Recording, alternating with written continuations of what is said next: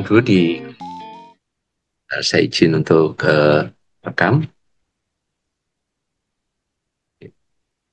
Baik. Nah, kita di Company Harmony itu adalah awalnya memang sebagai komunitas dosen ya, dosen sekaligus kita juga sebagai praktisi ya di dunia industri. Nah, ini kan tentunya juga akan menjadi hal yang sangat apa ya, sangat prospektif bila mana nantinya juga akan kebutuhan-kebutuhan industri yang bisa kita fasilitasi. Nah, ini kita sepintas aja. Nah, bidang-bidang yang tentunya juga makin apa ya, makin makin dibutuhkan ya. Ini memang makin hari meskipun udah lama, tetapi kebutuhan-kebutuhan akan UI UX ini akan tetap terus berjalan ya. Digital marketing, kemudian di situ ada revenue station yang tentunya juga nanti pastinya berkaitan dengan kekinian, yaitu dengan penggunaan AI. AI bukan Adobe Illustrator saja, tapi artificial intelligence. Kemudian desain-desain yang lainnya juga kita akan optimalkan pastinya dengan teknologi yang kekinian, dengan AI. Kemudian kami juga, ini meskipun AI kita juga fasilitas juga bila mana secara manual kita juga uh, sesuaikan dengan kebutuhan. Ada juga klien yang memang senang dengan yang masih manual. Nah, ini kan satu satu bidang yang kita juga juga jalankan. Ya, ini juga sama. Yang lain ini juga mengenai publikasi desain yang tentunya nanti juga berkaitan meskipun Adobe InDesign kita juga tetap menggunakan teknologi yang kekinian yaitu artificial intelligence. Nah, ini bidang-bidang yang tentunya juga sesuai dengan kebutuhan ya. Kita juga apa ya terus mengupgrade tentang kebutuhan-kebutuhan yang ada di industri, terutama juga mungkin teman-teman yang ada di dunia pendidikan, kita sangat support untuk itu. Kemudian ya content writer, kemudian membuat komik dan lainnya. Ini kan sebagian sebagian kecil dari yang sudah kita jalankan sebagai eh, fasilitator atau mungkin di industri kreatif ya.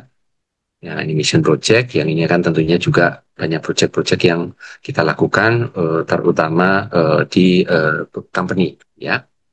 Ya, oke, ini klien-klien kami ya dari BNI, kemudian dari lembaga sandi negara, kemudian dari Kemenaker, Bappenas, ini jadi apa ya? Jadi klien kami. Baik. Nah, untuk selanjutnya kita akan sedikit perkenalkan. Nah, ini soalnya beliau terlampau banyak apa aktivitas yang sudah dilakukan beliau sehingga nanti kita akan sedikit efisien. Tapi paling tidak gambaran-gambaran tentang sahabat saya ini, Pak Adi Segara ini bisa menjadi inspirasi buat kita semua. Beliau 23 tahun, 24 ya nih di dunia training multimedia expert solution. Kemudian beliau ini juga ini bidang-bidang yang beliau saat ini gauli ya, desain digital imaging, infografik, UI desain interaktif, yang artinya ini bidang-bidang yang tetap kekinian ya, tetap menggunakan artificial intelligence. Kemudian, nah ini beliau memang sejak tahun 2002 ini kami membangun ini, kemudian beliau juga menjadi konsultan di banyak company, kemudian beliau juga mengajar di berbagai ilmu, terutama di kampus negeri maupun swasta yang ada di Jakarta ya. Ini beliau sangat apa ya, sangat concern untuk berbagi ilmu. Kemudian, nah ini adalah klien-klien beliau yang tentunya masing-masing mempunyai apa ya, masing-masing mempunyai kebutuhan yang beliau saat ini juga tangani. Ya alhamdulillah beliau memang concern terhadap di teknologi. Nah baik, nah untuk selanjutnya kita stop saya dulu. Oke, oke. Nah untuk selanjutnya waktu kami serahkan kepada sahabat saya Pak Adi Segara. Monggo Pak Adi, dilanjut Pak Adi. Itu kesambutannya luar biasa sama saya ini. Baik, teman sekalian, Assalamualaikum warahmatullahi wabarakatuh. eh, Waalaikumsalam. semuanya dalam Waalaikumsalam sehat warahmatullahi walafiat. wabarakatuh. Sehat walafiat. Di sini saya lihat ada Pak Heri Derajat. Assalamualaikum Pak Heri. Waalaikumsalam, Pak Adi. Sehat Waduh, lagi. Alhamdulillah hadir ya. Ada Pak Heri Purnomo juga ya. Ada Pak Rian ya dari Bandung Iya, UMKM. Pak. Iya, Alhamdulillah. Semua sehat ya. Oke, baik dan oh iya ada Mbak Dian juga dari Trisakti Mbak Dian ya.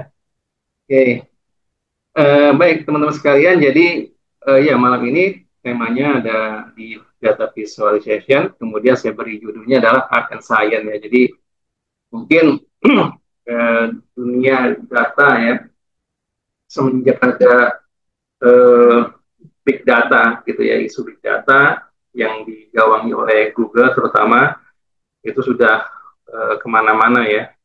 Kemudian ditambah lagi sebelum ada AI juga ya perkembangan dunia data dengan adanya data analis ya, kemudian eh, yang lainnya data recognition dan seterusnya itu membuat lebih kompleks sehingga ketika ada sekarang zamannya yang generatif AI ya, maka algoritma juga makin berkembang gitu ya. Jadi makin berkembang dan apa namanya seiring dengan berkembangnya teknologi itu kemudahan banyak didapat gitu ya, termasuk dalam pengolahan data. Jadi data sendiri memang yang trennya ada data analis ya, data analis, kemudian juga ada data visualization.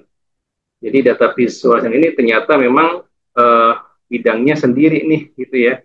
Kenapa sih nggak digabungin dengan data analis ya? Sebetulnya memang digabungin ya. Kalau kita lihat aplikasi-aplikasi seperti Tableau ya, kemudian ada Microsoft punya data pengolahan data juga ya, itu ada data visualnya ya. Tapi kenapa kemudian ini menjadi penting?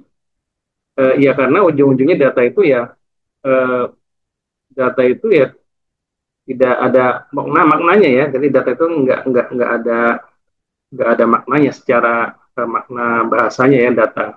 Karena kumpulan daripada datum gitu ya. Dan kumpulan dari datum yang terbentuk dari fakta ya, fakta-fakta yang didapat dari panca indera kita. Apakah itu penglihatan, pendengaran, peraba, perasa gitu ya. Jadi kitalah sebuah fakta dari data. Data kemudian menjadi kumpulan informasi. Nah, baru punya makna gitu ya. Setelah jadi informasi, kemudian dapat berkembang menjadi knowledge. Nah, knowledge ini kemudian berproses menjadi insight ya, insight bagi pengambil keputusan. Ya, kurang lebih seperti itulah hierarki data. Baik, teman-teman sekalian, mungkin ya malam ini saya lebih kepada memang bagaimana visualisasi itu penting ya. Dan kenapa saya beri nama art and science ya, karena seru aja nih kelihatannya kan kalau kita lihat banyak laporan data gitu ya, kayaknya beragam-ragam gitu ya. Jadi mungkin dulu kita lihat data itu biasanya bentuknya ya grafik aja gitu ya. Dan ternyata sekarang berkembang gitu ya, banyak gitu ya modelnya, dan apalagi jadi seperti ada apa ya, unsur visual sendiri gitu ya, keunikan sendiri ya, dipandang menjadi sebuah apa namanya art ya, tentu juga dengan sains ya, makanya dari sains tetap ada sainsnya ya, bagaimanapun fungsinya juga tetap utama ya. Baik teman-teman sekalian, mungkin saya izin Pak Jendro, Pak Jendro ya. Oke, baik. Saya mungkin akan coba mulai dari sini aja deh. Sudah terlihat Pak Jendro? Sorry. Ini saya coba,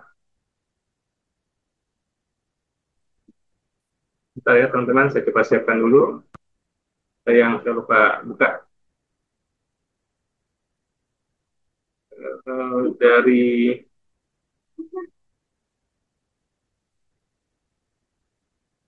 A kita.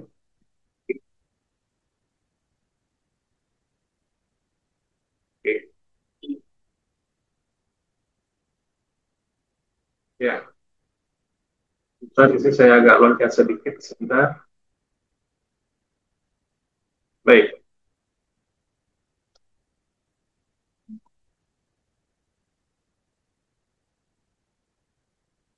Ya, izin share lagi Pak Jendro. Ya, teman-teman, saya selalu mulai dari eh, teori komunikasi, ya. Jadi bagaimanapun, kenapa data kemudian divisualkan tentu buat siapa ya, oleh siapa dan buat siapa, tentu kembali lagi ke komunikasi, ya.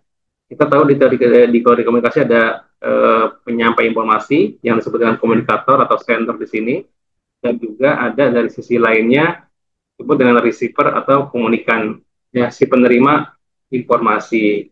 Dan biasanya ya tentu ada informasi itu sendiri, dan informasi itu bisa tersampaikan dengan menggunakan media. Yang media ini tentu terkait dengan panca indera, terus sekalian ya. Jadi eh, media apapun yang terkait dengan panca indera maka disebut dengan media yang digunakan untuk komunikasi, ya. Dan tentu di dalam teori komunikasi ada yang namanya noise, ya. Media ini mengandung noise gitu ya. Jadi kalau kita online misalkan seperti ini, di sini noise-nya ya tadi jaringan ya, atau suara kurang jelas dan seterusnya. Kalau misalkan di offline atau di luring gitu ya, itu biasanya mungkin ya berisik kendaraan ya, entah mungkin tulisan di papan yang kurang jelas dan seterusnya. Jadi noise, dan noise ini mengakibatkan terjadi feedback, ya, feedback kembali kepada si penyampai informasi atau sender atau komunikator. Nah, yang paling penting poinnya adalah di sini ada yang namanya istilah encoding. Nah, encoding ini adalah bagaimana proses menciptakan, merancang sebuah informasi untuk nantinya akan mudah diterima oleh si penerima informasi atau komunikan. Sedangkan dari sisi komunikannya, penerima informasinya, itu ada proses decoding. Jadi nggak langsung diterima tuh informasi itu, ya, berupa apapun ya, berupa visual, audio visual, apapun bentuknya, interaktif seterusnya, ya, animasi, video dan seterusnya, dia ada proses yang namanya decoding. Jadi decoding ini bagaimana proses mencerna, memahami informasi yang dirancang oleh si komunikator, ya. Nanti kaitannya dengan data visualisasi nanti adalah bagaimana informasi itu eh, diarahkan untuk siapa, jelasnya. Tentu berbeda ketika kita menyajikan informasi untuk pengambil keputusan strategis ya, dengan untuk operasional gitu ya. Ini akan beda bahasanya, beda tampilannya, beda kebutuhan informasinya, beda datanya pastinya. Jadi ini yang kemudian kenapa kemudian data itu setelah dianalisa ya. Jadi ini kita bicara setelah data hasil analisa ya, akan divisualkan, itu perlu didesain gitu ya. Makanya ada istilahnya di data visualization design, ya, perlu disampaikan. Nah, dalam proses decoding itu ada scanning. Jadi orang itu sebelum dia melihat informasi detail, biasanya akan melihat dulu, scanning dulu. Scanning apa? Scanning dari elemen-elemen visual, ya. Kalau berupa infografik atau data itu biasanya ya ada berupa chart, gambar-gambar atau mungkin warna gitu ya, ada tipografi, ada susunan, apapun yang kelihatan itu akan di scanning dulu sebelum dibaca secara uh, fungsinya.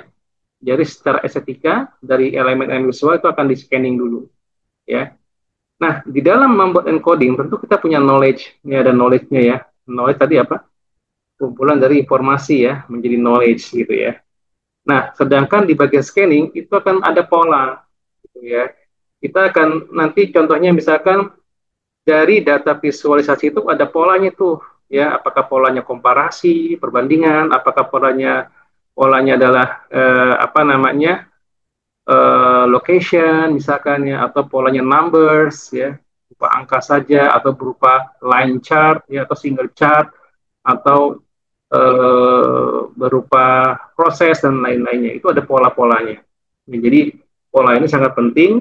Karena pola sangat penting, maka waktu kita merancang si encodernya ini, si perancangnya harus memperhatikan siapa yang akan disampaikan gitu. Jadi yang dibutuhkan apa? Jadi teman sekalian, kalau penyampai informasi ini itu lebih daripada ingin, ya, pengen ya, ingin. Sedangkan kalau di receiver itu butuh. dia butuh. Ini ingin, ini butuh. Misalkan seorang manajer ya, saya butuh informasi tentang penjualan gitu ya, kan manajer marketing ya. Saya butuh informasi tentang penjualan. Seorang CEO misalkan saya butuh rugi laba kita gitu ya. Saya butuh apa gitu. Nah, sedangkan kalau si penyampai masih itu adalah lebih kepada ingin. Saya ingin mudah informasi mudah dipahami, saya ingin terus terusnya. Jadi ini lebih kepada ingin, receiver lebih pada butuh. Nah, pattern tadi, pola-pola tadi itu terdiri dari tadi ya ada fungsi dan estetika. Nanti akan kita bahas lebih jauh. Nah, ini dari sisi communication ya. Kita siap dulu. Nah, eh, data visualisasi sendiri tadi ya. Di otak kita itu 50% otak kita terkait dengan proses visual. Ya, Bapak Ibu sekalian, jadi berarti 50%-nya adalah proses audio ya, proses perasa, peraba gitu ya. Yang 50%-nya ya, visual sangat mengambil porsi paling besar otak kita. 70% sensor kita diterima oleh mata ya. Yang 30% berarti dari pendengaran ya, perasa, peraba gitu ya. 80% dari yang kita ingat tergantung dari apa yang kita lihat. Nah, ini akhirnya sangat penting kenapa data visualization gitu ya. Visualisasi data sih ya karena memang visual sangat penting, sangat paling dominan di antara indera lainnya ya. Jadi orang tidak bisa mendengar tapi bisa melihat itu sudah bisa memahami meskipun nggak ada suaranya gitu ya. Seperti itu. Ya, tidak bisa meraba, tidak bisa mencium misalkan ya. Bau rendang nih kan nggak bisa dicium kalau di poster atau di HP. Tapi dengan visual yang baik, yang desainnya yang bagus, yang menarik, sehingga imajinasinya terbayang, oh kayak rendang seperti ini. Ya, seperti itulah fungsinya kurang lebih. Ya, jadi sensor tadi ya, itu diterima oleh mata lebih banyak ya daripada indera lainnya. Visual ya, lebih banyak dari indera lainnya. Nah, saya mulai dari data sendiri. Data sendiri ini ada sifatnya kualitatif ya, dan kualitatif ya. Kualitatif ini jelas lah ya, sifatnya adalah data yang tidak terukur ya istilahnya ya, kayak misalkan besar kecil gitu ya, contohnya kualitatif lah. Tapi kalau misalkan gunung itu tinggi, nah itu kan berarti kualitatif. Ya, gunung itu tingginya sekian ribu meter, berarti dia maksudnya kualitatif gitu ya. Nah, di kualitatif itu ada yang jenisnya discrete dan ada continuous. Discrete itu yang sifatnya terukur nih ya. Kalau misalkan tadi nih 5 orang anak, 9 orang bekerja, 3 laptop gitu ya. Sedangkan yang continuous sifatnya adalah yang lebih rigid nih, ya 3,25 kilogram, ya 1,32 mil dan seterusnya. Jadi secara kuantitatif ini bisa dibagi dua. Dan ini kurang lebih apa namanya data itu apakah yang sifatnya discrete data atau continuous data ya, mana yang bisa diukur, mana yang tidak, ya seterusnya ya. Nah, contohnya tadi ya, misalkan di sini ada graphical representation ya. Kalau di itu bar chart gitu ya. Kalau continuous data adalah histogram bentuknya gitu ya. Contoh yang lainnya data itu dari number student in the class ya. Instagramnya the amount of time required complete project. Nah, ini kan detail ya, rigid gitu loh. Jadi nggak bisa bulat gitu istilahnya ya. Nah, sering orang bingung membedakan antara infografik sama data visualization. Apa sih bedanya kan gitu ya. Jadi kalau infografi itu adalah ini lebih kepada story dia bicara subjektif. Jadi guys to audience untuk menyimpulkan sesuatu ya, lebih kepada subjektifnya. Jadi ada cerita di situ ya. Sedangkan data visualisasi ini lebih objektif. Jadi lebih kepada detailnya ya, artinya si audiens itu bisa mencerna sendiri khusus informasi yang disampaikan ya, objektif sifatnya ya. Kalau ini subjektif. Artinya di sini bahwa infografik bisa berisi data visualisasi, tapi nggak sebaiknya gitu loh. Makanya di dalam program aplikasi seperti kayak Tableau atau yang lainnya, itu kan ada yang namanya story ya, story setelah ada dibuat chartnya ya, kemudian ada dibuat grafiknya, kemudian nanti ada story-nya, itu udah infografik, jadi udah berupa cerita sebetulnya. Ya, hampir-hampir mirip, tapi fungsinya beda. Ini saya lewatkan lagi aja. Nah, jadi ini ada yang namanya visual learning ya. Jadi emang ada information, ini tentu bicara fungsi, sedangkan graphic design ada ilmunya ya. Graphic design berkaitan dengan visual, bagaimanapun ada visual learning di dalamnya. Ya, berkaitan dengan estetik, itu ada ilmunya visual learning di graphic design.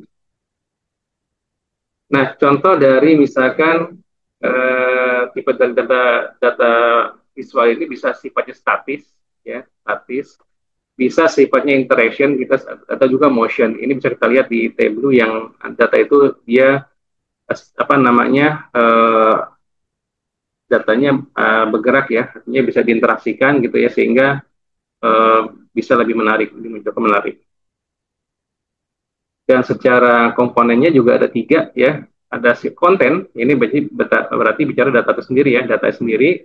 Kemudian secara knowledge, nah knowledge ini artinya tipe kategori dari data itu sendiri. Tadi ya, komparasi, apakah number, apakah hierarki, dan seterusnya. Dan secara visual tentunya pastinya. Jadi ada 3 komponennya dari data visualisasi. Pertama dari data itu sendiri, kontennya. Kemudian dari kategori datanya, gitu. Jadi ini harus mengaruh visualnya.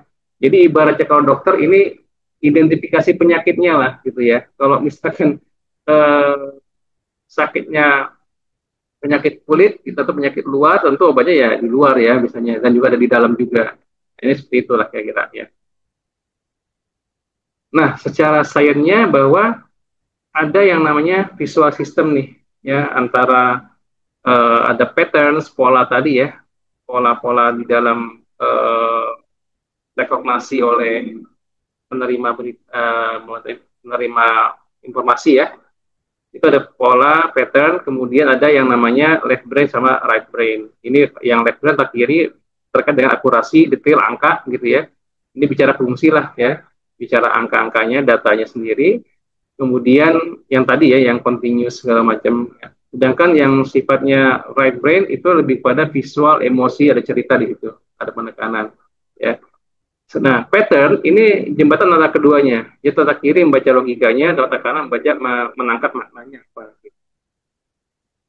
Sedangkan estetika nanti lebih kepada penguatan ya daripada appeal emotionnya. Jadi language of the eye-nya. Jadi yang saya bilang tadi dengan kenapa apa namanya di dalam sebuah menerima decoding itu ada scanning.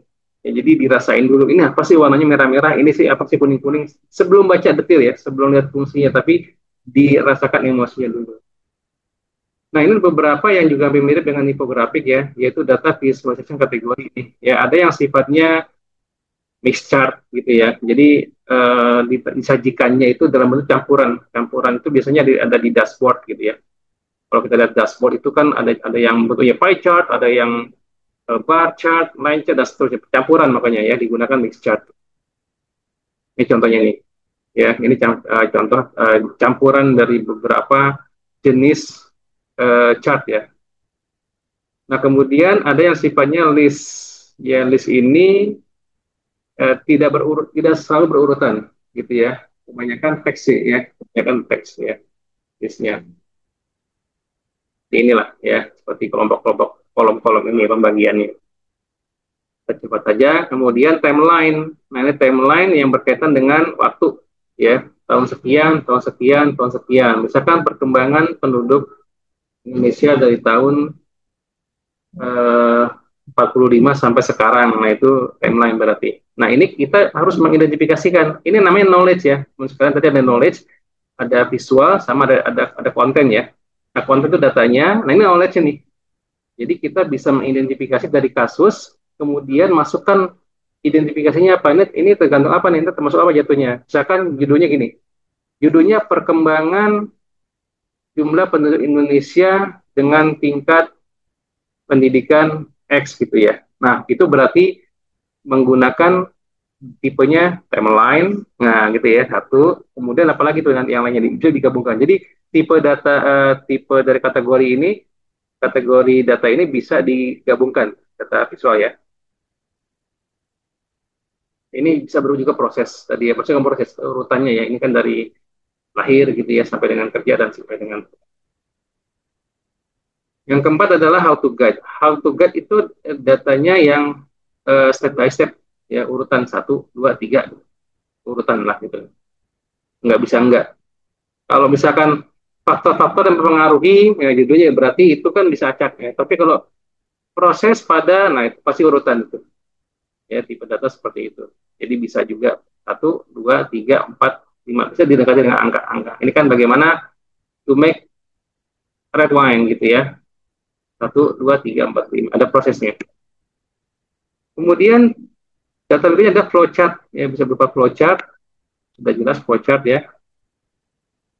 Kemudian, nah ini komparasi. Ya, komparasi menjadi salah satu dari kategori data. Ya, misalkan perbandingan jumlah penduduk eh, di seluruh provinsi dengan terhadap apa gitu. Jadi ini bisa komparasi gitu ya.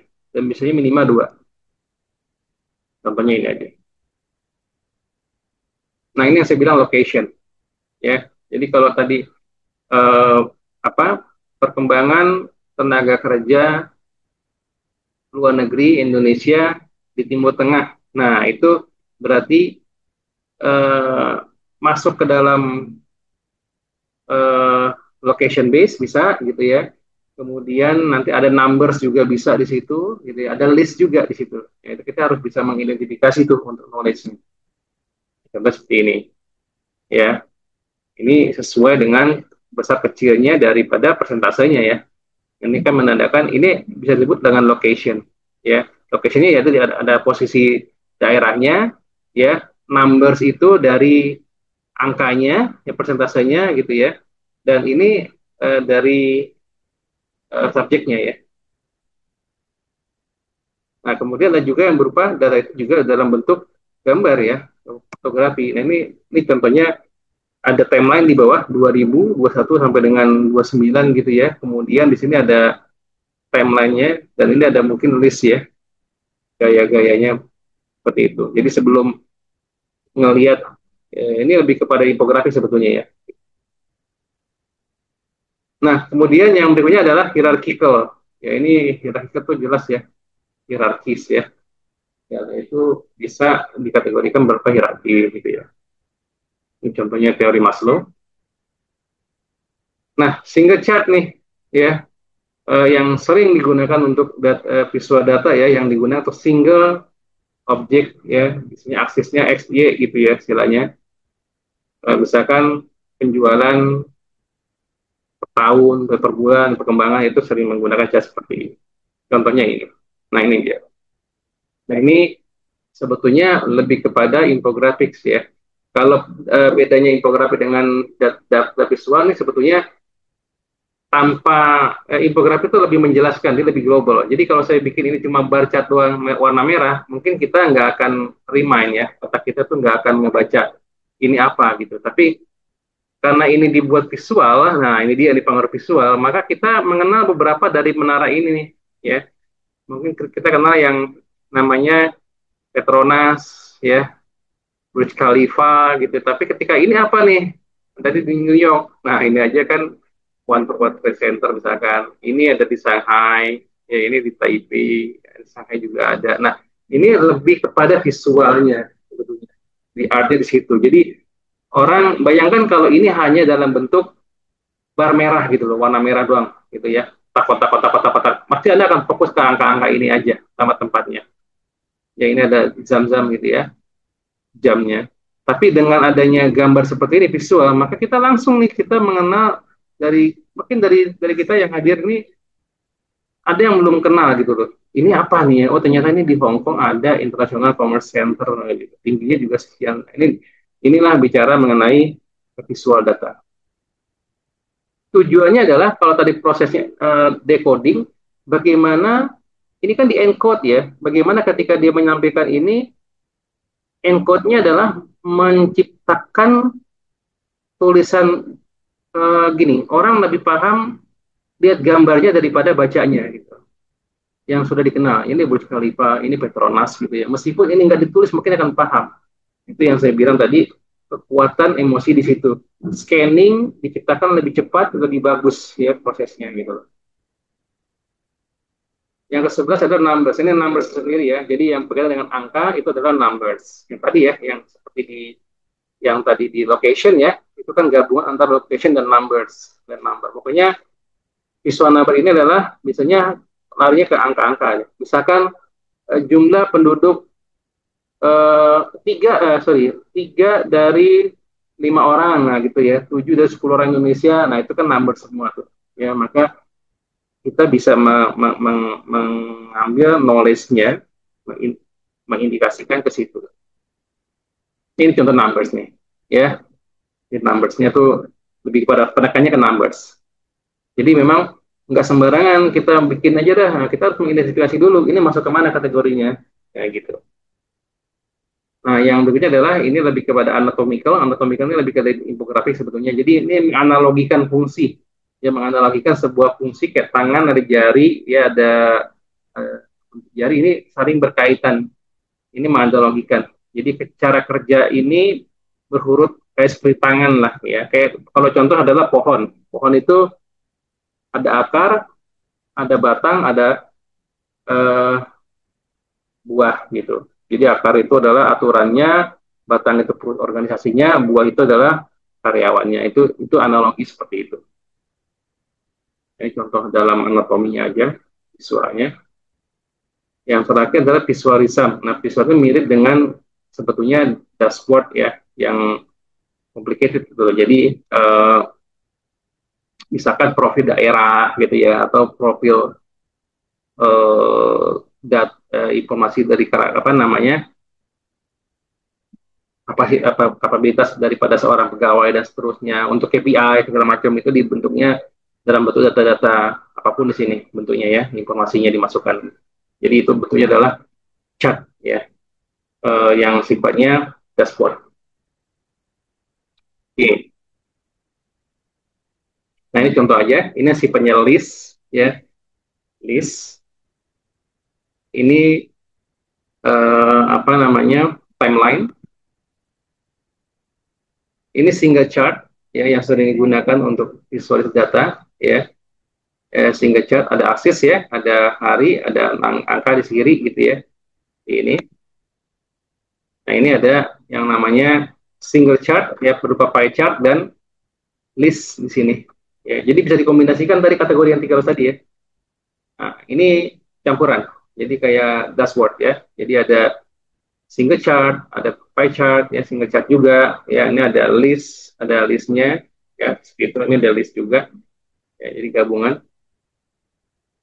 Ini sekali lagi, ini dashboard ya, gabungan dari beberapa informasi ya, sehingga membuat seperti ini.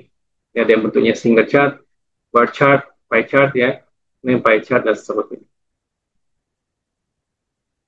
Ini single chart dan numbers gitu ya. Ini chart dan numbers. Pie chart namanya pie chart dan numbers nih. Ini numbers dan proses ya kalau dilihat dari alurnya gitu. Kemudian saya lewatkan dulu. Nah ini juga single chart ya.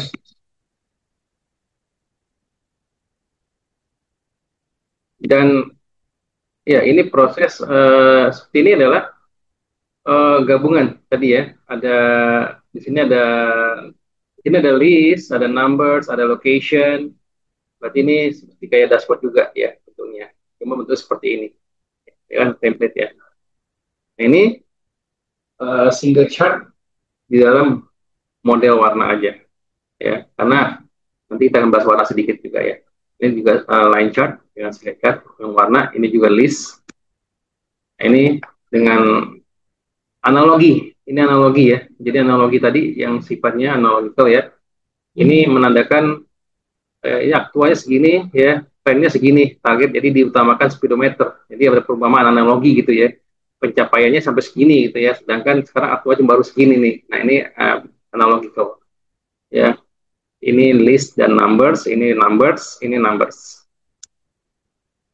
Nah, kadang dalam bentuk infografik animasi ya, sorry animasi itu juga bisa data. Jadi ini kan sebetulnya apa sih? Ini kan single chart ya. Ini kan seperti line apa bar chart tapi bentuknya seperti ini. Nah, tentu yang dibuat seperti ini program-program kayak Tableau atau apa ya kurang maksimal ya, apalagi di PowerPoint atau apa. Jadi ini memang ada program sendiri seperti ini dan dikembangkan plugin-pluginnya. Nah ini bayangkan nih yang sebelah kanan ini. Ini kan how to get human. Jadi bagaimana dari sperma yang masuk gitu ya. Dan di sini ada digunakan proses. Ya, jadi ini kategori proses dari sperma. Ini ada warnanya ya. Ini warna adalah proses masing-masing ya. Warna biru tua, ke kuning, ke oranye sampai ke merah. Dan ada urutannya nih. 1, 2, 3, 4 gitu ya. Ini ada nomor 1, 2, 3 dan seterusnya sampai kemudian sekian bulan, 9 bulan dan dia akan keluar. Nah ini kalau ini encodingnya lama nih, istilahnya encodingnya untuk ngedesainnya lama ya. Jadi dan alatnya pun memang menggunakan ya program animasi khusus gitu ya, animasi ya. Dan ini tapi encodingnya cukup lama, tapi decodingnya mudah dipahamin. Ya, jadi lebih baik seperti itu. Jadi kalau misalkan kita asal jadi aja encodingnya, yang penting bisa dilihat, ya orang nerimanya mengerti nggak ngerti, ya terus kurang menarik, ya jadinya juga beda. Tapi kalau yang ini Anda lihat, ini mau dilihat berapa kali pun dia nggak akan bosan gitu loh. Karena menjelaskan proses ada pergerakan animasi jalan seperti ini. Ya, ini yang disebut dengan apa namanya decodingnya enak gitu ya. Decodingnya jadi orang paham. Oh ini prosesnya ini, warnanya apa sih dibaca seperti ini dan seterusnya. Ini 1, 2, 3, 4 dan urusannya. Jadi encodingnya berat banget dan memang tidak bisa dibuat umum ya hanya dibuat profesional tapi decodingnya orang nyerapnya akan lebih paham. Ini juga animasi ya, ini dalam bentuk numbers nih ya. Ada prosesnya ya terkait dengan penggunaan water ya, air gitu ya. Sekian sekian sekian. Nah, ini numbers ya, 22 veteran die by suicide by every day gitu ya. Ini kan numbers ya. Data dalam bentuk movies. Ya movies number. Tadi ada static, ada interaktif, ada movies kan. Nah, yang kanan, nah ini proses jenisnya kategorinya. 7 kan 7 ways to hack. Nah, jadi kan ada 7 1, 2, 3. Oh, itu pasti proses. Ya, proses. Jadi kita mengidentifikasi itu penting ya. Untuk mengidentifikasi jenis kategori apa nanti yang akan kita visualkan. Ini interaktif dari web ya, by timeline ya per tahunnya bisa kita klik dan seterusnya. Nah, ini contoh yang data yang paling sering kita lihat misalkan di Excel atau di spreadsheet ya. Ini datanya. Jadi kira-kira teman-teman nih saya mau tanya sekalian gitu ya. Mungkin ada yang volunteer silakan. Kira-kira kalau saya mau bikin datanya, visual datanya, ini kategori apa aja yang ada di dalam data ini? Boleh, silakan pakai chat boleh, pakai suara juga boleh. Kira-kira dari kategori-kategori yang tadi kita coba sebutkan. Ini kasus saja nih, kira-kira. Jadi judulnya ya, banyaknya pekerja usaha tidak berbadan hukum menurut Pulau Provinsi 94 tahun 2004. Itu kira-kira jenis apa, kategori apa sebelum divisualkan yang kita identifikasikan sebagai persiapan data visualisasi. Kira-kira apa aja? Silakan teman-teman. Boleh, boleh taruh di chatnya kalau memang nanti bisa dapat silakan.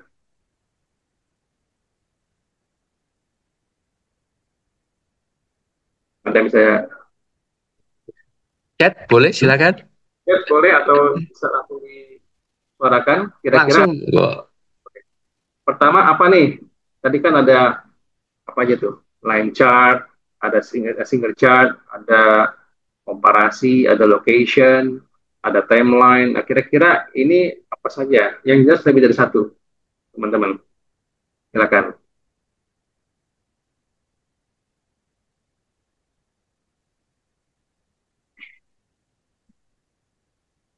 Ya, ada yang bisa bantu di chatnya boleh, kalau emang ada.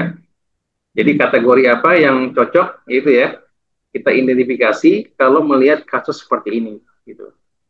Ini ada kasus nih, ya, katakan dari hasil data analis, gitu ya. Nah, kan dari data analisis, gitu ya, maka dihasilkan seperti ini, ya. Nah, data analisis akan divisualkan nih kitanya nih, ya, akan divisualkan, gitu.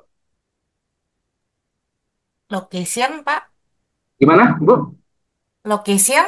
Location, terus betul, location bisa. Terus ada lagi, apa lagi Bu? Betul, location. Ada timeline. Line, nah terus betul, satu lagi. Apa ya? Kira-kira Itu yang satu lagi Bu, yang jelas banget ini. Angka-angka itu Bu, numbers Bu, percentage ya. numbers. Number Jadi ya. ya numbers kan percentage kan termasuk number Ya, kan. ya. Ya, jadi tiga, minimal betul Ibu ya. Ini kita kita bisa mengidentifikasi. Jadi kita nggak usah bingung nanti ketika ini gimana bikin visualnya ya. Kita bisa mengidentifikasi dulu ya. Jadi dengan adanya apa namanya kita memahami tadi knowledge tadi ya, knowledge. Jadi penting nih teman-teman sekalian. Saya ini dulu sebentar. Kenapa tadi di awal itu saya berikan adanya ini ya. Konten ini datanya. Knowledge itu adalah yang 13 tadi tuh kategorinya. Yang tadi Ibu sebutkan tuh. Numbers, timeline, terus apa tadi Ibu? Location ya. Sentence ya, Nah, ya. iya. Baru kita visualkan gitu Bu. Nah, gitu ya. Jadi tanpa ini dulu mau visualin apa gitu kan. Nah, itu dia. Jadi ini proses daripada pembangunan kreatif visual sebetulnya. Jadi kita harus bisa mengidentifikasikan. Pak, kan udah ada AI misalkan gitu ya. Kira-kira bisa nggak dipakai AI misalkan gitu kan? Ya, bisa juga. Ya, saya coba nih ya. Teman-teman sekalian, sekarang saya praktekkan AI ya. Teman-teman sekalian sini. Saya gunakan aja deh misalkan, saya gunakan ChatGPT ya. uh, untuk datanya misalkan kan dia bisa recognition ya. Jadi ini akan saya copy, saya simpan, nah, simpan gambar bisa gak nih ya? Nah, saya gunakan aja, sedikit aja. Ya, oke. Misalkan ya teman-teman sekalian, ini contoh aja. Apakah benar itu kita lihat dulu di sini ya. Saya akan coba uh, capture ini, kemudian saya simpan. Katakan di sini dataku gitu ya. Nah, ini saya gunakan teknologi AI karena tadi di awal uh, teknologi apa namanya AI tadi itu ada di bisa memperkuat proses productivity. Ya, jadi AI di sini bisa mendukung knowledge ini. Ya, jadi saya akan terapkan aja nih. Ya, contohnya tadi di bagian ini. Oke, ya. Nah, teman-teman di sini kasusnya misalkan saya akan apakah bisa dibacakan nih oleh si AI ya untuk mengidentifikasi kira-kira jenis kategori apa yang akan kita bisa buat gitu ya yang baiknya. Jadi kita bisa masukkan tambah data atau filenya yang tadi data ini. Oke, tanyakan sini dari data di atas eh, sebutkan kategori data visual apa yang paling cocok untuk bisa. Jadi kita lihat nih, dia akan menganalisa dengan ini kan. Nah, dia masuk, nah dia jelasin tuh bahwa dengan judul banyak pekerja sekian sekian sekian, maka data bersifat timeline series. Berarti jatuhnya tadi apa? Line chart bisa, bar chart bisa, stack area chart bisa, tapi dia lupa di sini jelasin lagi nih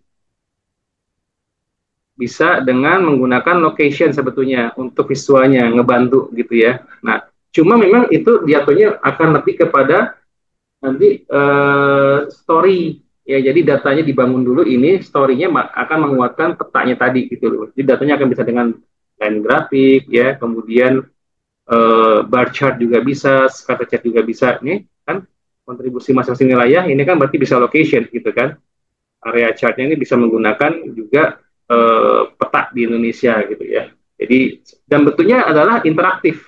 Jadi kalau kita bentuknya, coba saya mau tanya teman-teman sekalian, kira-kira kalau data ini nih ya, ini mau dibuat poster ya, kira-kira dalam bentuk apa paling cocok? Paling dalam bentuk seperti ini kan, tabel kan, gitu loh. Kalau di dalam bentuk movie, maksud saya gini, kan tadi ada 3 ya bentuk visualnya. Statik ini kayak poster gitu ya, atau sosial media statik lah ya.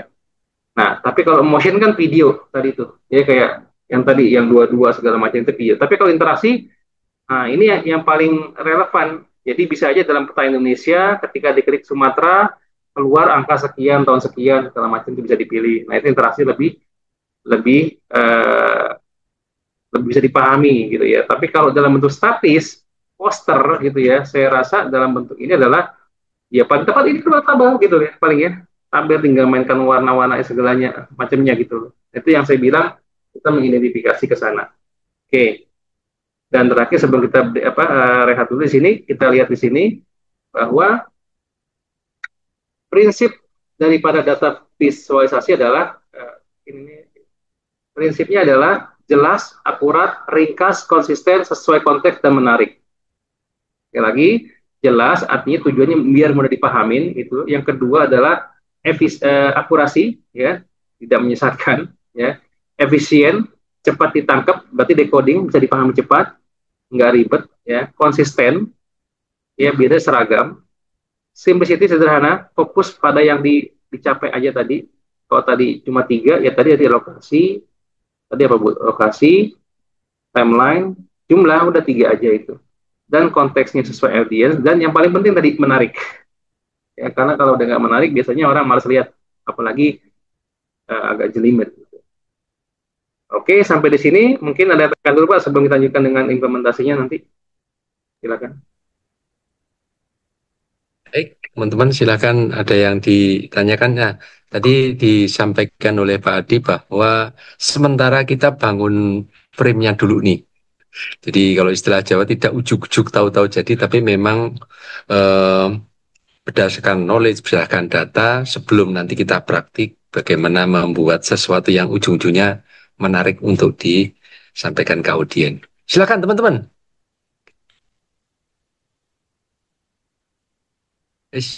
Monggo bisa dilanjut, Pak Adi. Nggak boleh, nggak boleh sampai di sini ya.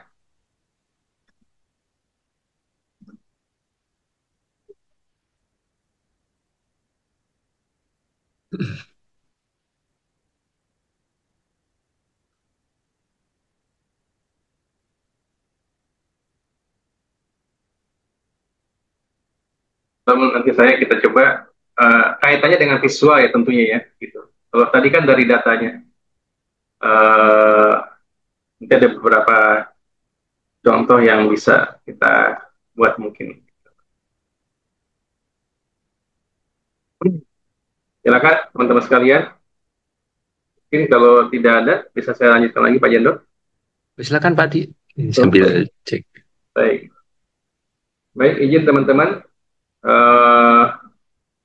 Kita lanjut dulu. Saya rasa ini dari fungsi data teman-teman sudah paham ya. Itu ada yang nanya tuh. Oke, baik. Oke, saya lanjutkan. Izin share kembali. Share kembali. Sudah nampak ya, Pak Jendo ya? Ya. Iya.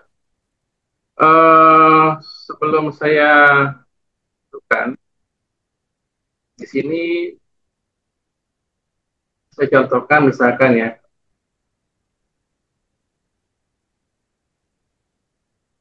Ya. Ya. Ini contoh misalkan dashboard ya, yang dibuat dari TabView gitu ya. Misalkan tentang dashboard.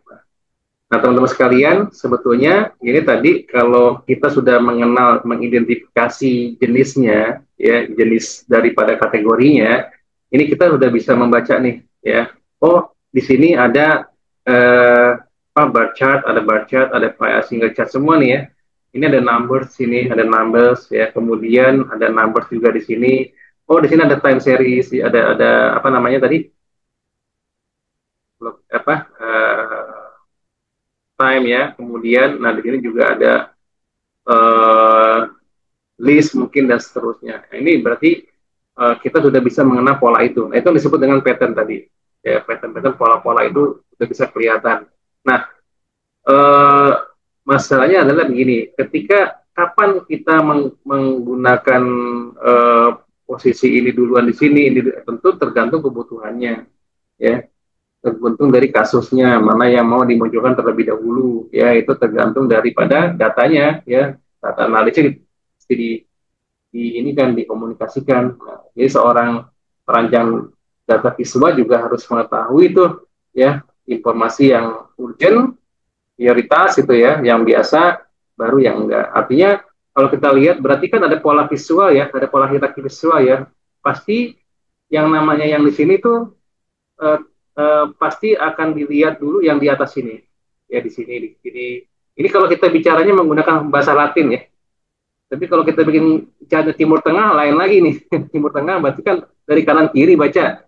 Berarti dia akan dari kanan ininya yang pentingnya. Jadi seperti itu. Nah, untuk mengenal itu nanti kita akan lihat sedikit prinsip-prinsip visual yang bisa kita lihat ya.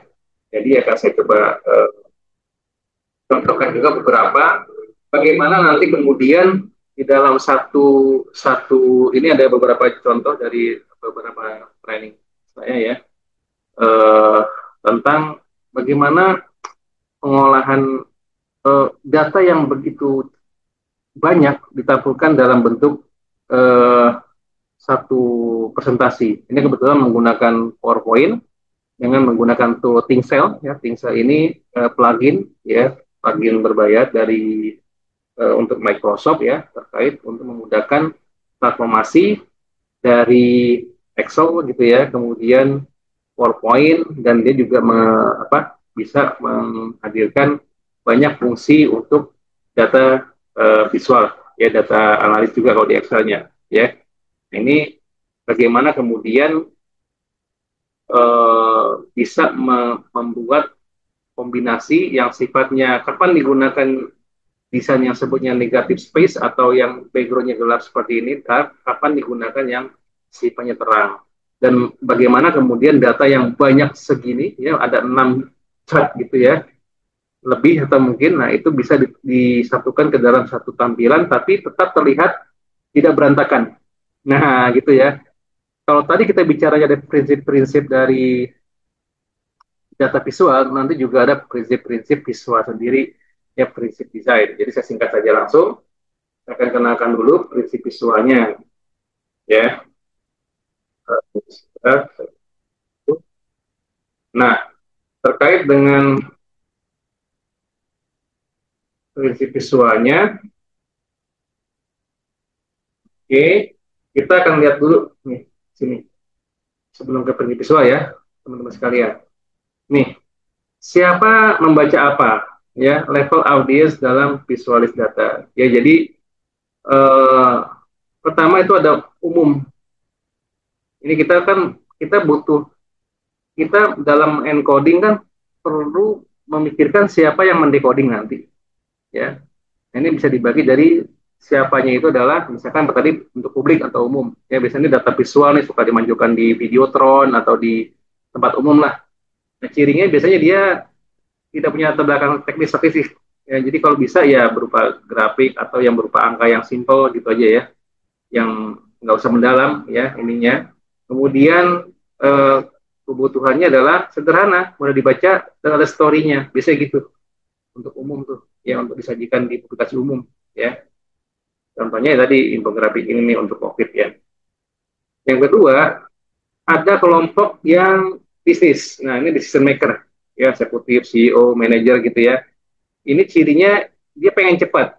ya, insight cepat gitu ya, pengambil keputusan ya. Jadi bukan detail teknis, dia nggak perlu tuh misalkan dapat masukan laporan apa bulanan segala macam, enggak, dia cuma bisa lihat rugi laba aja, berapa untung nggak, rugi nggak, gitu aja. Revenue-nya berapa, turun berapa, dia nggak mau lihat bulanan berapa dapat angkanya, enggak, dia cuma lihat turun naik saja ya. Atau kalau di marketing dia pengen lihat forecastingnya ya, kedepannya ingin naik atau turun, dia bisa baca gitu aja. Jadi ini kalau bagi pada para pengambil keputusan ya. Contohnya biasanya tadi dashboard ya, KPI bulanan, grafik equity cost, itu aja. Berapa sih keuntungannya, berapa cost-nya, segala macamnya. Makanya hanya ringkas, highlight-nya aja, dan ada rekomendasi ya. Yang ketiga, nah ini analis data scientist gitu ya, technical audience. Nah ini harus rumit, biasanya harus rumit karena dia di sini membaca pergerakan detail ya, harus lengkap ya, harus lengkap. Nah ini buat siapanya, jadi Anda harus paham juga gitu ya. Kalau misalkan seorang kepala sekolah ya ingin melihat laporannya, dia tidak perlu data data siswanya tinggal di mana, berapa umurnya, berapa tahun, nggak perlu. Dia hanya lihat berapa jumlah, berapa yang apa nama laki-laki perempuan mungkin nggak juga ya. Berarti berapa untungnya kasurnya kalau swasta ya gitu. Jadi karena pendapatnya berapa kelihatan di situ ya. Nah ini kalau untuk si technical atau audience ya, analisis data science ini biasanya bentuknya ya scatter plot, multidimensi heat map dan seterusnya. Ini kita belum ke warna. Nah, ada lagi yang spesialis bidangnya khusus ya, domain expert. Ini bidang tentu lah, teknik gitu ya.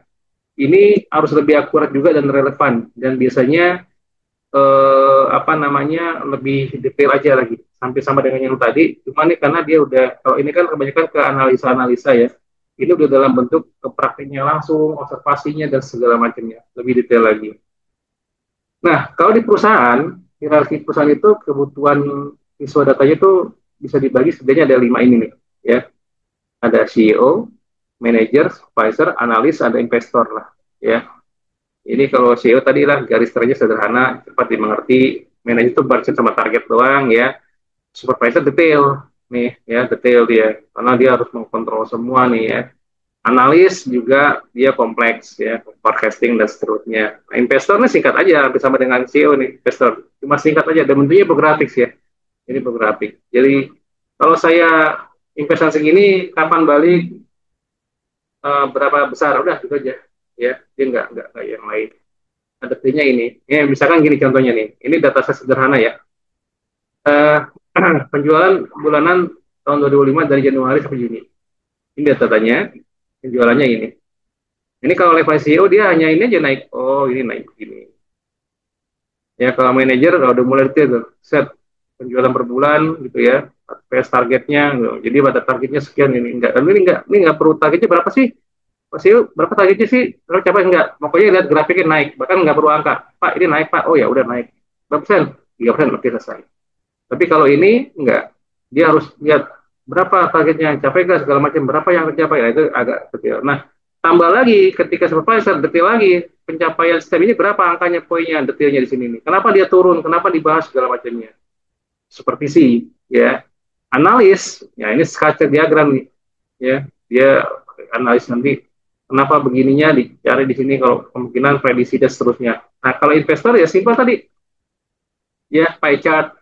Mana peluang bisnis produk yang masih di-investkan dan seterusnya. Jadi udah kelihatan dalam bentuk pie chart ini. Ya, ini masih dalam bentuk. Ini tadi singkat aja, ini manajemen fokusnya direktur CEO komisaris ini fokus pada gambar-gambar besar, kemudian middle management ini grafiknya perbandingan, komparasi hanya, kemudian operation level ini lebih detail ya, lebih detail, kemudian staff analis juga lebih lagi detailnya, dan karena dia akan memprediksi dan seterusnya, menganalisis. Eksternal ini berkaitan dengan investor tadi ya, ini transparan, lebih sederhana, lebih ya sederhana aja gitu. Intinya semakin tinggi jabatan ya semakin butuh ringkasan strategik insight-nya. Jadi semakin butuh ringkasan, lebih ringkas ya. Semakin rendah jabatannya teknisnya semakin butuh detail dan data analisis yang mendalam. Nah, kemudian yang penting juga di sini, ini saya cepat saja di sini. Saya ambil dari bukunya si data visualization ya, dari Noah Klesi sama JST ini. Saya coba rangkum saja sini bahwa ini yang perlu diperhatikan ketika kita membuat menginikan data ya, data crafting data visualization. Nah, jadi ya saya bilang ya, jadi tujuan data visualisasi adalah akan ditentukan oleh tujuannya dan keinginan komunikator serta kebutuhan komunikan. Tadi ya, komunikator, perancang ya atau yang ingin menyampaikan itu selalu pengen bagaimana mudah dibaca, bagaimana cepat disajikan itu. Tapi kalau butuh, ya ini lebih kepada si butuh informasi. Saya butuh informasi ini, saya butuh ini, butuh ini. Itu biasanya si komunikannya. Nih, klasifikasi data visualisasi, complexity. Jadi usahakan memang eh, dimensi dari data ini jangan terlalu banyak gitu ya. Ini ada 4 dimensi nih, ya. Jadi ada dimensi yang grafik juga ada di sini, ada grafik chart ini, ada yang turnek juga, ada yang ini akan membuat kompleks. Ya, data ini kompleks. Bisa aja sih dalam hal tertentu, tapi levelnya apa dulu? Kalau level ini level CEO, manajer nggak cocok. Jadi kalau levelnya analyze atau levelnya supervisi, ini oke. Ya.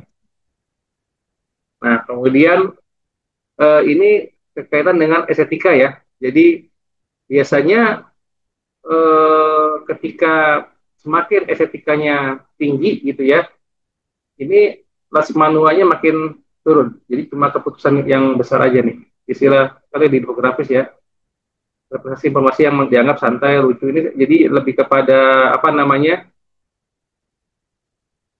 estetika tuh biasanya kalau buat infografik, kalau data tuh biasanya jarang digunakan ya, karena harus serius di situ. Ini gambarannya kalau infografis sama data visualisasi. Jadi kalau data visualisasi itu lebih kepada secara apa ya, lebih kaya data lah istilahnya. Sedangkan kalau yang infografik ini lebih kepada estetik, ya lebih kepada cara menyampaikannya, ya lebih luas lah gitu, nggak terlalu kaku dan biasanya dilengkapi dengan gambar. Ini kita lewati dulu, juga yang tadi sama ya. Nah ini kita masuk ke sini. Jadi konteks daripada reader atau pembaca, ya. Jadi ketika kita meletakkan warna itu juga harus hati-hati ya. Jadi yang warna hijau sama merah itu dipahami bahwa hijau itu adalah menaik, ya, merah itu turun. Jadi jangan kebalik. Gitu. Umumnya seperti itu. Karena tadi orang 80% ingat apa yang dia lihat. Warna hijau kebanyakan jalan meningkat gitu ya. Warna merah dia akan turun. Sama arah baca digunakan. Icon mana yang dikenal gitu ya. Sedangkan konteks penggunaannya adalah eh, ya bisa dipahami dengan berhasil ya. Seberapa banyak data yang dibutuhkan, berapa warna waktu yang sedia untuk membuatnya menjadi efektif dan seterusnya. Ini kita lakukan dulu dari sisi waktu ya. Saya mau loncat ke dulu. Nah, ini contohnya. Ini kira-kira teman-teman ya eh, lebih mudah dibaca mana kalau misalkan terkait dengan apa namanya zona gunung atau daratan. Ini kan udah beda nih ya. Sebelah kiri lebih kemana? Kira-kira nih yang sebelah kiri. Ya ini akan mempengaruhi nih ya, mengaruhi nih. Jadi kita harus bisa milih visual encoding yang tepat gitu. Jangan sampai kalau misalkan memang untuk kayak ini kan sering dipakai buat apa ya, kayak perkiraan cuaca gitu ya. Sedangkan ini lebih mudah dipahami untuk ada perbukitan, ada daratan yang lebih rendah dan seterusnya. Ini visual encodingnya kita lewatin dulu aja, saya jelaskan dulu, lewatin dulu. Nah ini dia. Nah jadi redundant encoding ini pengelompokan jenis data ya. Ini hati-hati digunakan. Ini warna ini memiliki apa namanya urutan urutan yang kontras atau tidak gitu loh. Bukan masalah suka tidak suka ya, tapi memang urutannya memang ada lebih kuat merah, oranye, biru itu urutannya seperti itu. Itu harus diatur. Kalau merah di ujung pun nanti biasanya berubah lagi tuh pengaruh. Nah, kemudian di dalam konsistensi kita harus bisa menghindari kesalahan dalam menyampaikan kalau menggunakan icon-icon. Ya, konsisten dalam cara menampilkan data. Jadi jangan diubah-ubah. Hal yang sama harus terlihat serupa. Ini ada pada kapal laut ini pesawat. Hal yang berbeda harus terlihat berbeda. Ya, penempatan visual perahu di atas pesawat terasa mengganggu nggak? Iyalah, kan semestinya kan perahu di bawah, pesawat di atas. Ini bisa masalah gitu. Ya, karena di dunia nyatanya bisa pesawat di atas gitu ya. Ini pengaruh gitu. Nah, ini ada lagi misalkan menggunakan skala ya. Data yang sama bisa terlihat seolah-olah datar nih ya. Karena perbesar ininya apa namanya angka 1 1 2 3-nya dibikin 10 padahal 5 sudah cukup kelihatan fluktuatifnya. Jadi kalau ini dibikin 20 makin datar sehingga nggak kelihatan fluktuatifnya sehingga ada distorsi di sini, distorsi ruang kosong banyak, makanya sedikitin aja kalau memang seperti ini ya di 5 juga cukup sehingga terlihat fluktuatifnya. Nah, ini perlu ya untuk melihat apa namanya eh, lebih dipahami gitu loh. Jadi ada kelihatan sekali gitu. Nah ini yang sifatnya radial biasanya eh, ini ada ini ya teman-teman sekalian kan sering bikin yang namanya pie chart ya. Nah sebaiknya memang itu kan bentuknya dia melingkar ya. Nah ini kalau kita lihat ada bentuknya disk seperti ini. Kalau misalkan perbandingan mencolok itu bisa digunakan menggunakan disk seperti ini ya. Sama nanti penggunaan warna-warna yang sifatnya warna apakah warna komplementer atau warna yang sifatnya monokromatik ya nanti akan saya jelaskan. Kemudian satu tips juga ada jangan terlalu buat simpel aja. Ini kan rumit banget ya. Sehingga kelihatannya kita kayaknya ini kita bodoh banget gitu ya nggak bisa baca ini. Padahal ya ini terlalu rumit gitu loh. Ya, jadi ini sangat contoh yang kurang baik lah ya. Mau dari level manapun gitu. Nah ini contoh yang agak simpel. Jadi pengelompokan berkaitan dengan warna ya. Ada biru, ya ada abu-abu di sini. Dan kan dengan ini kan meskipun biru tapi luar biasa ya kacau. Itu pengelompokannya seperti ini. Lebih dipahamin. Jadi ini disederhanakan ya. Oke, ini saya coba. Nah, kemudian ada yang namanya placement proximity atau kesatuan. Jadi penyatuan. Kita lihat di sini fungsinya. Di sini ada yang namanya hewan, Ikanipora, mungkin ada bunga, ini ada kerbau, ada ini. Jadi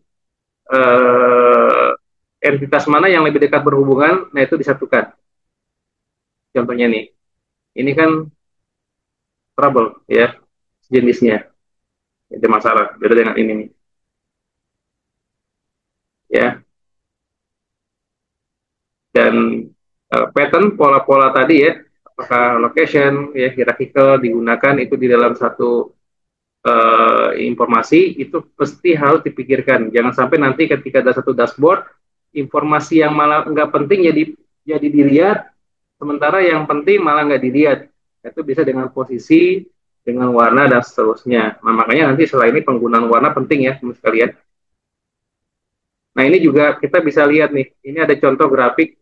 Sebetulnya ini kalau grafik ini kan sulit ya mengetahui sebetulnya ini merah ini perpotongannya atau bagian keseluruhan seperti ini gitu. Jadi biru seperti ini, merah seperti ini, atau dia kelihatan dia seperti ini merahnya. Ini kan jadi misinformasi juga, ya bisa jadi masalah gitu loh. Juga, nah ini juga satu lagi. Nah, ini di dalam menggunakan pie chart biasanya usahakan kalau cuma 5 ya, 5 atau jadi kalau misalkan cuma 5 chart gitu ya, 5 subjek gitu ya, itu bisa menggunakan pie chart gitu ya, yang sifatnya berbeda-beda tipis dihindarin. Jadi misalkan gini, di pie chart itu kalau misalkan 45% dengan 55% tuh nggak kelihatan. Apalagi warnanya yang 45% itu lebih dominan, lebih condong kontras daripada yang 55%, sehingga seolah-olah sama. Nah, ini bahaya ya. Lebih baik menggunakan bar chart sehingga kelihatan tinggi pendeknya. Itu hati-hati menggunakan pie chart ya. Apalagi kalau udah pakai ada perbandingan 10 kategori ya, ada 10, kemudian ada yang 20%, 18%, itu udah nggak kelihatan kalau di pie chart tinggi rendahnya. Maka disarankan pakai pie chart, bar chart. Pie chart biasanya di bawah 5 ya, di bawah 5 atau ya 4 5, kayak seperti ini 3, seperti ini 2 gitu ya, 1 2 3 4 5, paling banyak ini. Jadi kalau di atas 5 10 ini usahakan jangan pakai pie chart. Pakainya adalah bar chart gitu. Oke. Dan saya mau ambil contoh dari bagaimana data itu ya, prinsip daripada nanti eh, apa namanya, visual elemen yang ada.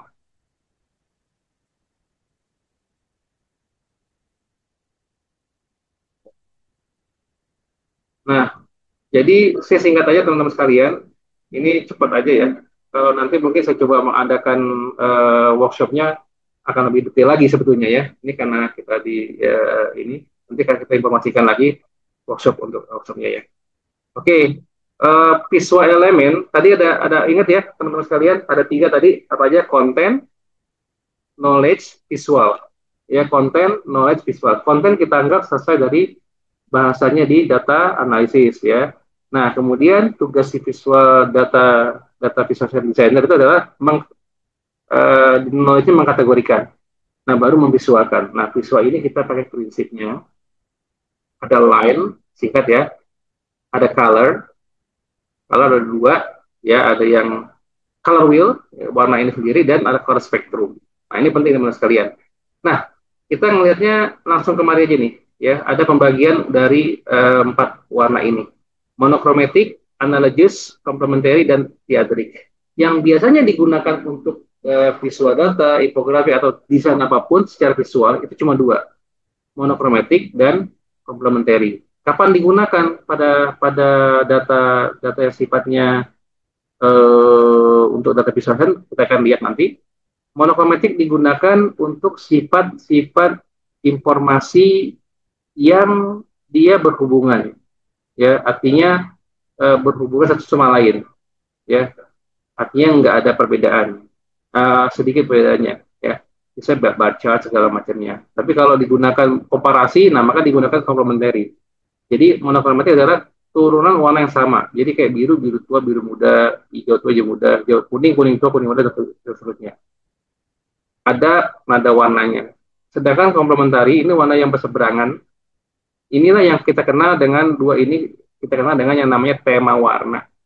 Tema warna, kita lihat di sini. Saya akan loncat sedikit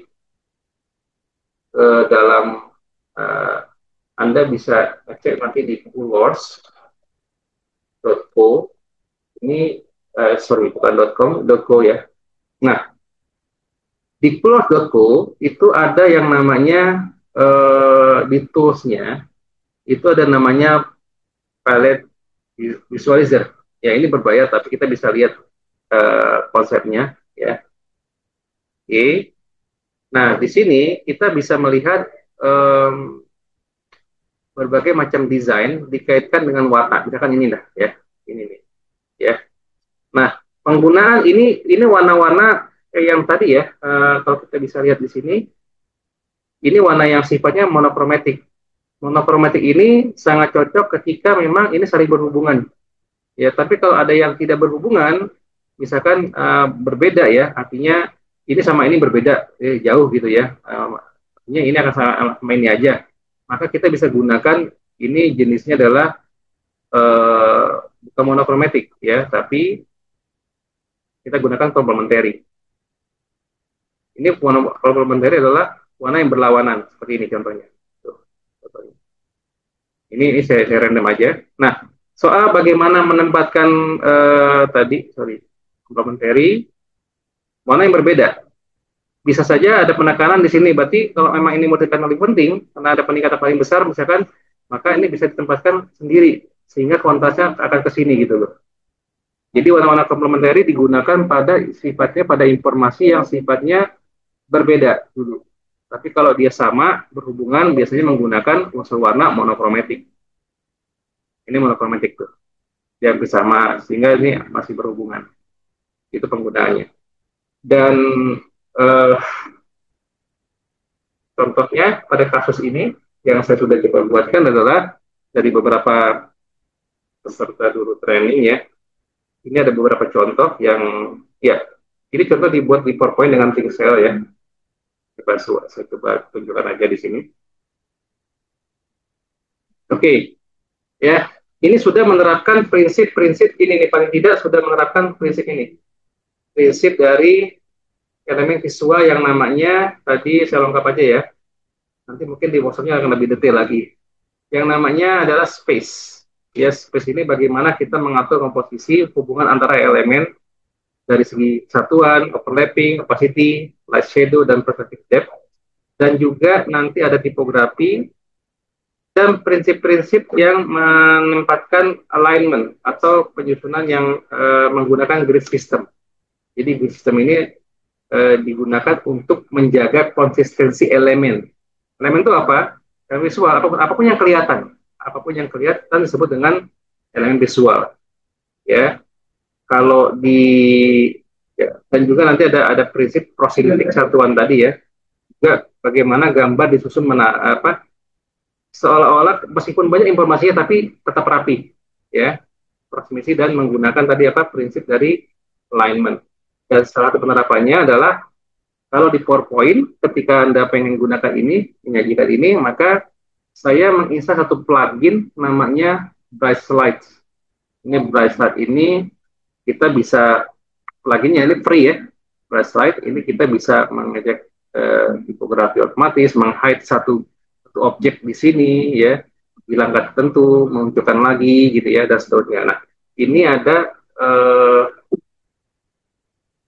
bisa kita lihat di Bright Slide dengan membuat guides semacam kayak layout.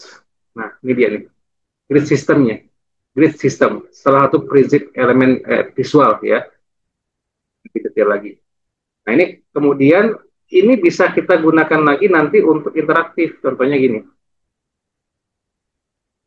Jadi meskipun dia banyak informasi, tapi tetap enak dilihat karena mempunyai sudah diatur dengan prinsip visualnya. Setelah tadi prinsip dari ininya ya, prinsip datanya, visualnya, kemudian ada prinsip visualnya di sini. Oke. Nah, di sini digunakan yang sifatnya light mode. Jadi ada dark mode, ada light mode. Ya. Dan saya gunakan di sini modenya dengan interaktif ya di PowerPoint. Misalkan saya mau menunjukkan ini, langsung aja kita klik di sini. Misalkan seperti ini. Kalau saya pengen lihat lagi, misalkan yang ini, kita besar di sini. Ya, kita bisa geser lagi. Langsung di sini. Saya geser seperti ini. Ini. Kita bisa lihat interaktif. Nah, ini yang saya sebut dengan interaktif. Jadi, meskipun banyak, bisa melihat semua, gitu ya, di dashboardnya, kita juga bisa lihat dengan per detailnya, ya, di bagian tertentunya. Ini interaktif namanya. Jadi ada 3 ya, statik, movie, interaktif. Interaktif kan bisa untuk presentasi ya. Itu kalau di movie biasanya untuk di show di YouTube atau di seterusnya. Gitu. Contoh lainnya adalah satu lagi, kita lihat di sini ada oke, contohnya ini. Oke, ini juga sama ya. Nah, ini juga kita bisa lihat. Ini mereka sudah menerapkan, kalau sari data mereka sudah paham. Jadi mereka udah ada data analis, sudah diterima, kemudian udah diolah, nah, divisualkan. Tadi dikategorikan dulu, saya kasih kasus, ada ada 5 judul ya, ada 5 judul dengan udah dibuat datanya, kemudian mereka langsung mengkategorikan dan masukkan elemen visualnya. Ini contohnya seperti ini. Ini yang dark mode ya, yang dark modenya. Jadi meskipun banyak kita masih bisa membuat judul di sini gitu. Ada 5 loh ini ya. Sebelumnya berantakan nih ya, sebelumnya berantakan. Gitu. Ya, seperti ini. Kita lihat sini. Ini line chartnya, timeline ya. Ini juga timeline. Ini scatter ya. Kemudian bar chartnya, histogram sorry. Nah, ini dari yang light modenya. Ini by konsep by interaktifnya. Jadi pas saya klik ini, satu ini, dan seterusnya. Gitu. Oke. Itu kira-kira apa Jendro? Sementara itu, silakan kalau tanyakan. Kepada waktunya, jadi kalau di WhatsApp mungkin nanti bisa lebih detail. Baik. Ya, baik. Terima kasih. Jadi informasi tentang data visualization ternyata memang akan menjadi hal yang sangat dibutuhkan, terutama untuk presentasi ya, masing-masing juga entah manajer atau mungkin dari sisi supervisor dan lainnya. Nah, ini data visualization ini tentunya juga tidak tidak mungkin kita bahas dalam satu pertemuan ini, tapi minimal teman-teman bisa punya gambaran tentang nantinya seperti apa, lebih banyak praktiknya ya. Nanti insya Allah kita akan atur agendanya. Tapi dari yang sudah sampaikan Pak Adi, silakan ada yang tanyakan silakan. Oh ya, sambil mungkin teman-teman menanyakan apa yang tadi sampaikan Pak Adi, kita di kolom chat sudah ada eh, form soal ya, silakan nanti diisi bagi yang teman-teman yang nanti akan mendapatkan sertifikat dari penjelasan ya, bukan yang rumit lah, artinya dari penjelasan awal sampai akhir ini ada yang memang teman-teman nanti isi bila mana ingin mendapatkan sertifikat. Kemudian ada satu lagi form feedback, itu yang artinya apa yang menjadi kebutuhan teman-teman silahkan aja disampaikan sehingga kita akan atur waktu untuk nanti kita akan selenggarakan baik webinar ataupun di workshopnya. Oke, silakan teman-teman.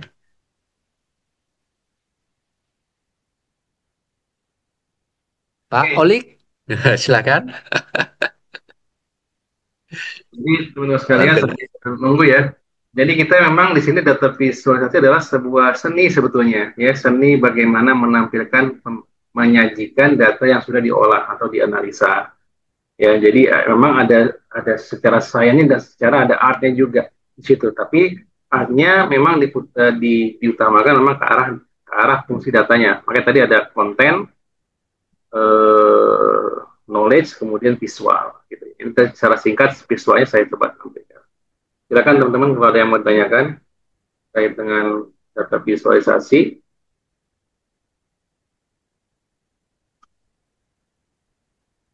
Jadi kalau masalah tools apapun sama aja ya. Jadi mau pakai Microsoft punya, mau pakai Tableau, mau pakai apapun visualnya gitu ya, Excel mungkin ya, itu sama aja. Yang penting dia paham nggak integrasikan kategorinya. Nah, kemudian menyusun visualnya. Kadang-kadang pakai template tapi nggak sesuai, akhirnya malah kacau. Yang pentingnya nggak kelihatan, yang nggak penting malah jadi nonjol. Nah, ketika diharapkan dengan warnanya nggak ngerti kapan digunakan monokromatik, kapan digunakan komplementari, sehingga informasi dikacau lagi, sehingga nggak menarik artinya untuk dilihat ya, bukan nggak menarik nggak dilihat, tapi harus dilihat juga gitu. Jadi memang penting nih gitu. Silakan teman-teman kalian. Sepertinya sudah jelas semua ini. Ya, ya. Baik, terima kasih Pak Adi. Jadi kita kita sampaikan kembali.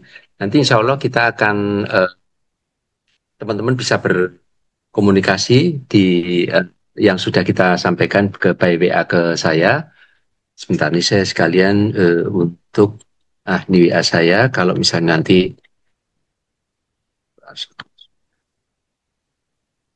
Silakan nanti kalau misalnya akan menanyakan sesuatu atau mungkin eh, punya kebutuhan tentang teknologi ya. Ini karena seperti yang Pak disampaikan, ini memang banyak ke visual ya. Kondisi sekarang lebih nyaman di visual dengan tentunya dengan AI ya. AI yang tentunya mudah-mudahan bisa mempercepat apa yang menjadi pekerjaan kita.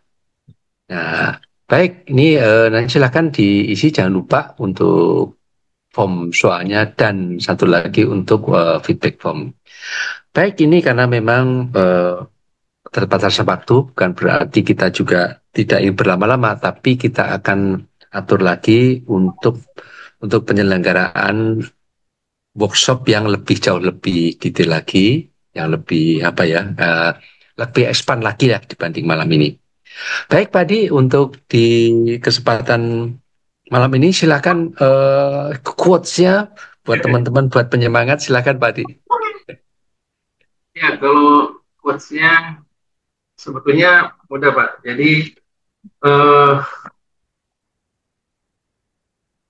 dalam kaitan dengan ini Pak data visual Pak ya, atau dengan apapun lah ya, gitu. Jadi jangan abaikan hal-hal kecil gitu, karena biasanya kita ketika berjalan kesandung dengan hal yang kecil, nggak kelihatan. Gitu Pak, seperti Pak, gitu aja Pak. Ya, baik, terima kasih. Ini luar biasa, mudah-mudahan teman-teman tetap terkoneksi dengan kami ya, Harmoni, dan kita tetap terus pengen berbagi sesuai dengan kebutuhan industri dan kebutuhan mungkin teman-teman pendidik. Ya, baik, terima kasih teman-teman. Malam hari ini mudah-mudahan bisa memberi manfaat buat kita semua, dan jangan lupa bahwa yang kita lakukan selalu ada perkembangan yang menyenangkan di masa depan. Itu aja Pak Di, terima kasih. Terima Mudah-mudahan kasih ini Pak. bisa menjadi teman-teman, mudah-mudahan bisa tetap hipotek ya. Kami dari Harmoni, bila mana ada yang kurang optimal, kami mohon maaf, tapi bukan berarti kami juga mengurangi kualitas, tapi memang kita terus berupaya untuk terus berinovasi. Terima kasih. Kami dari Harmoni, sampai ketemu di lain kesempatan. Wah, mudah-mudahan kita bisa lebih intens lagi. Demikian, wassalamualaikum warahmatullahi wabarakatuh. Terima kasih Waalaikumsalam Pak. warahmatullahi Pak Rian, Pak Heri, wabarakatuh. terima Yo, kasih. Pak. Teman Yo, Pak izin, Adi, Pak. izin Ya, Pak. mari Pak. Terima kasih Ya, Pak Adi dan Pak izin di Pak. Ya, mari.